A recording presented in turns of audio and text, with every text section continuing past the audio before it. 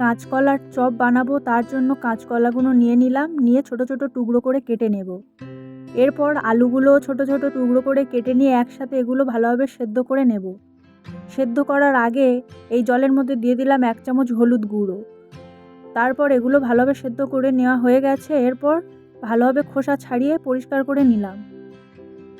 এরপর এর মধ্যে দিয়ে দিলাম পরিমাণ মতো লবণ, হলুদ গুঁড়ো, লঙ্কার গুঁড়ো, ভাজা জিরে মশলার গুঁড়ো, আর দিয়ে দিলাম অল্প পরিমাণ চালের গুঁড়ো। এরপর এগুলো সব ভালোভাবে একসাথে মাখিয়ে নিয়ে গোল গোল করে চ্যাপ্টা আকার করে বানিয়ে নিলাম। এরপর এগুলো গরম তেলের মধ্যে লাল লাল করে ভেজে নিতে হবে।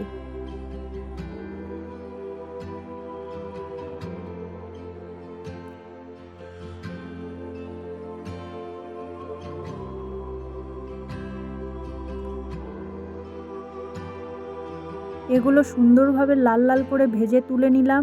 এই হলো কাঁচকলার চপ রেসিপি। কেমন হলো এই রেসিপিটা অবশ্যই কমেন্ট করে জানাও।